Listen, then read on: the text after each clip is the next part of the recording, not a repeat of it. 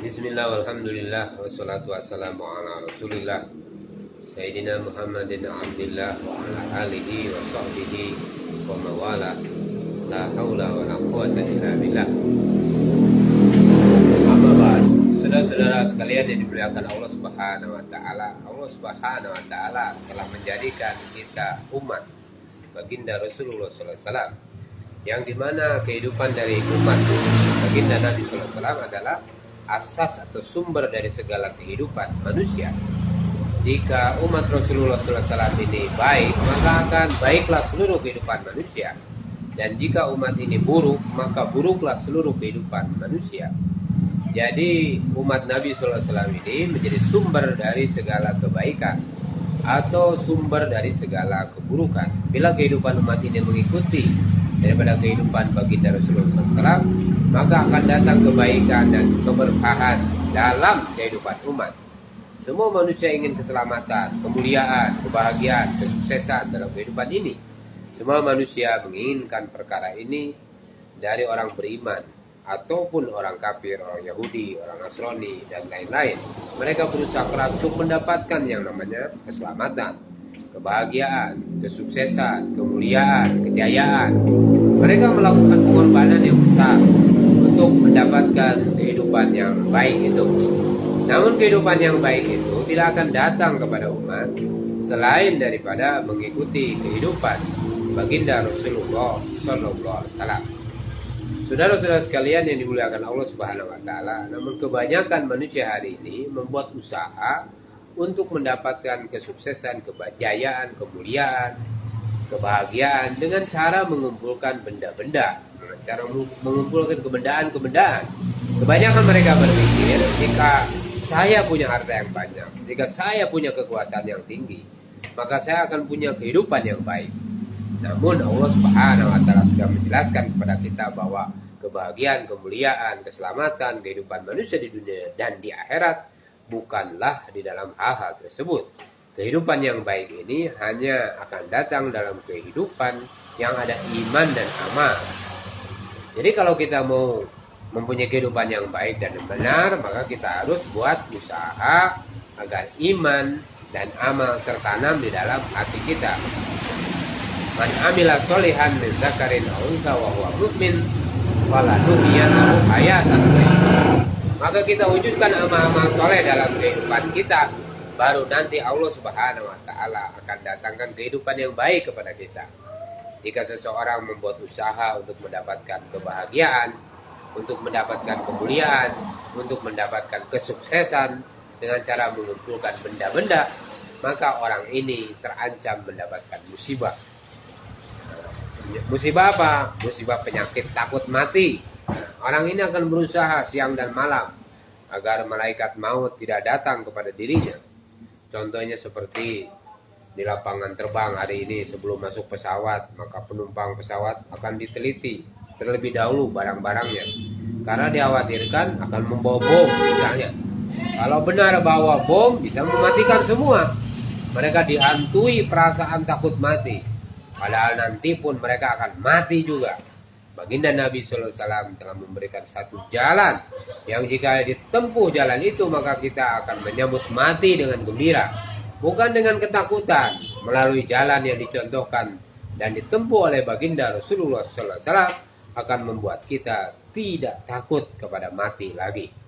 Saudara-saudara sekalian yang dimuliakan Allah Subhanahu wa taala, orang-orang yang ingin mendapatkan kesuksesan, kejayaan, kebahagiaan dengan kebendaan dan kekuasaan, mereka ini akan mengalami kesusahan di dalam kehidupannya di dunia ini. Coba kita lihat orang-orang yang memiliki harta. Coba kita lihat orang-orang yang memiliki kekuasaan. Justru mereka telah membangun rumah-rumah sampai di bawah tanah, malah jadi seperti kuburan. Nah, ini karena apa? Karena takut nanti ada yang mau membunuh mereka. Ketika mereka berjalan di depan halayak ramai, halayak umum, mereka meminta agar orang-orang yang ramai di sekelilingnya, yang tempat itu dia lewati itu, untuk menyingkir. Karena apa? Karena ketakutan tadi. Nah, ini sudah banyak terjadi. Lihat saja kalau ada penguasa satu negeri atau penguasa satu daerah, kawasan, ini mau lewat, maka orang-orang disuruh minggir.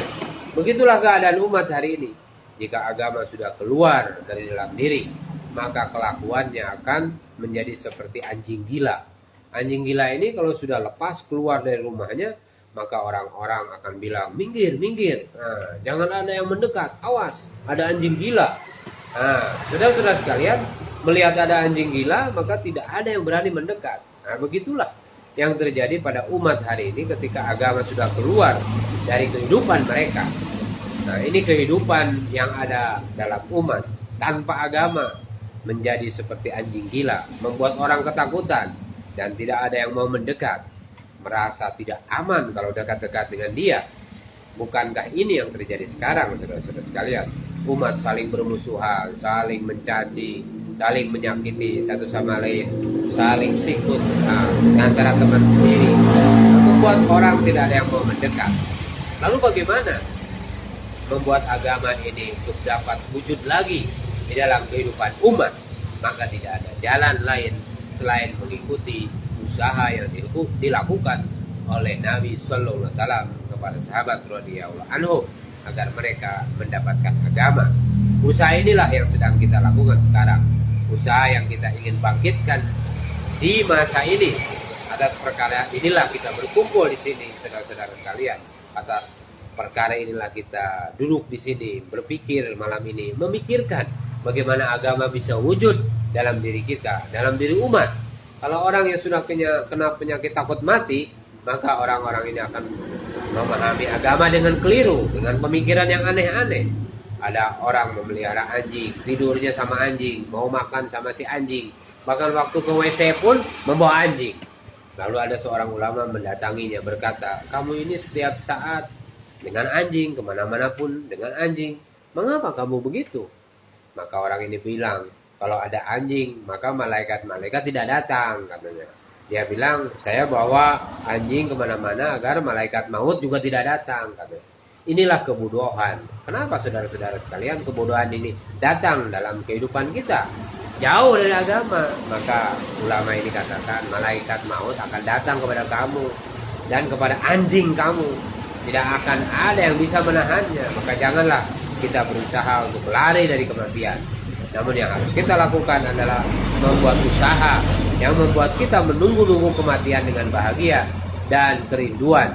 Sehingga kita ini bukannya lari dari malaikat maut, tetapi menunggu-nunggu kedatangan malaikat maut. Seperti orang yang berpuasa di bulan Ramadan. Apa yang dia tunggu? Nunggu berbuka? Nunggu buka puasa? Masya Allah, bukan. Innalillahi wa inna ilaihi raji'un. Orang yang berpuasa tadi, di hatinya dan di otaknya ini hanya ada pikir makan saja, kan bukan begitu. Ini namanya iman di hati kita ini lemah. Nah, kenapa? Karena di hatinya dan di pikirannya yang ada hanya makan saja, hanya makanan saja. Orang mukmin di dunia seperti orang yang berpuasa menunggu tanggal 1 Syawal. Ada apa dengan 1 Syawal? Nah, itu hari raya.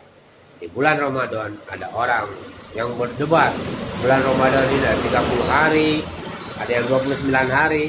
Namun semakin pendek bulan Ramadan, maka mereka akan semakin gembira. Nah, itulah hari raya. Hari yang dinantikan oleh orang beriman. Hari ini, hari raya ini bagi orang beriman itu identik dengan kebebasan dari kesusahan. Begitulah orang yang beriman dengan kematian. Semakin dekat dengan kematian, semakin gembira. Kenapa? Ini karena seakan-akan ada kerinduan kapan saya mati dan dapat berjumpa dengan Allah Subhanahu wa taala. Lalu masuk surga. Nah, di sana kita bebas, 100% bebas. Nah, tidak akan ada lagi kesusahan.